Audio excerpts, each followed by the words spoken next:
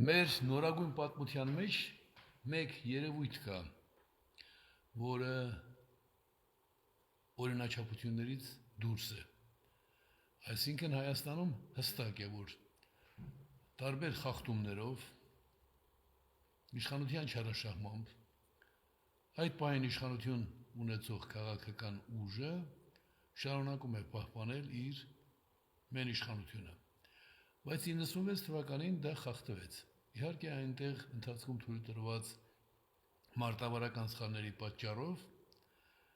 մինչև վերջ չկարողացանք հասցնել այդ զարգացումը, բայց 98 թվականին գոնե Լևոն Տեր-Պետրոսյանը հասկացավ, որ ինքը աշխարհի կողմից ընկալվում է որպես ապօրինի նախագահ, հետո հասկացավ, որ գործ ունի Վազգեն Սարգսյան, Չարիքի, Վանո Սիրադեղյան, Թյուրիմացության, այսինքն բոլշևիկյան դաստիարակություն ստացած դժբախտ մարդկանց հետ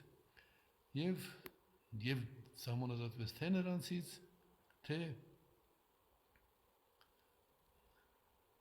ապօրինի նախագահ լինելու խնդրից։ Հնարեց պատճառներ, դա այնքան էլ էական չէ։ Լավ կլիներ, որ այն ժամանակ ինքը լսեր, այն ժամանակ էր իր արտահայտած իմ քաղաքական իդեալը Պարույր Հայրիկյանն է, լսեր իր քաղաքական իդեալին եւ կազմակերպեր գոնե մեկ արդար ընտրություններ ու նոր հեռանալ պաշտոնից։ Այդպես չարեց։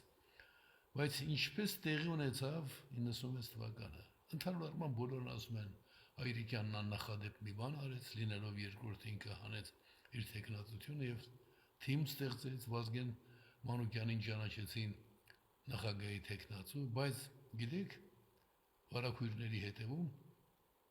կուլիսների հետևում, ինչպես ասում են,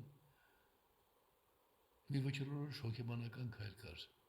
Բացի այն, որ մենք գիտականորեն ԱԻՄ նկատի ունեմ ուսումնասիրել իրավիճակը եւ համոզված էր գնում այդ գործողությանը,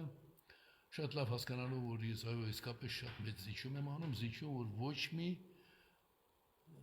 իրավացիորեն երկրորդը համարվող նախորդ ընտրություններում առնվազն երկրորդը համարվող մարդը չի հանել իր տեխնացությունը եւ ընդհանրապես շատ քիչ ենք տեսել այդպիսի բաներ։ Դա մի կողմ դրած մարտավարական մի այսպիսի ծրագիր է առաջարկել։ Այն տեխնացուները, որ միավորվում են, նրանք բոլորը համարվում էին ստվերային նախագահներ։ Այսինքն օրենքով չամրագրված կարգ էր դա, ներքին պայմանավորվածություն։ Նախագահի 4 տեխնացուներ ստորագրել էին փաստաթուղթ, որ ճիշտ է առաջադրում ենք Վազգեն Մանուկյանին, բայց Վազգեն Մանուկյանը ինքնուրույն ոչ մի որոշում ընդունելու իրավունք չունի։ Այդպիսի պայմանավորվածություն ունեինք։ Այսինքն ես գտել էի մի ձև, որով մենք կարողանում ենք հաղթահարել իշխանության մեջ դերակատար լինելու զգացողության արկայությունը։ Ափսոս, որ Վազգեն Մանուկյանը ՀՀՇ-ից էր եկել, դրանից առաջ Ղարաբաղ կոմիտեից, ցավում եմ,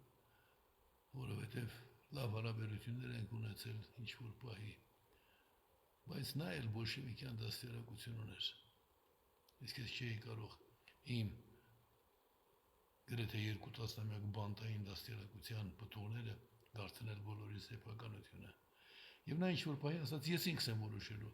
չունենալով դրա իրավունքը, ինքը միասնական տեխնացու էր դարձել, որովհետև մենք ունեինք գրավոր փաստաթուղթ։ Սրա մասին շատ քիչ եմ խոսել գրավոր փաստաթուղթային բանի մասին, որ որևէ կարևոր խնդրում նախագահ ընտրված մարդը առանց այդ քարյակի հետ քննարկման կարող է նաև այնտեղ Ռուբեն Հակոբյանն էր ընդգրկված, ինքը տեխնացու չէր, բայց դաշնակցությունը նույնպես մասնակցում էր այդ դաշինքին։ Իդեմս Ռուբեն Հակոբյանի։ Ես հիմա մանրամասները չեմ հիշում, պիտի մտնեմ իմ արխիվային նյութերի մեջ, այդ փաստաթուղթը հանեմ, բայց Արամ Սարգսյանի մոտ նույնպես պահպանված է այդ փաստաթուղթը։ Այսինքն ես այսօր ձեզ ներկայացրի նաև այն քաղաքական գործիչներին, որ անդրադառնում են այդ 96 թվական երևույթին մեծագույն բարեբախտաբար գոնե ինչ-որ բան հարգել ընդունակ են հարգանքով այդ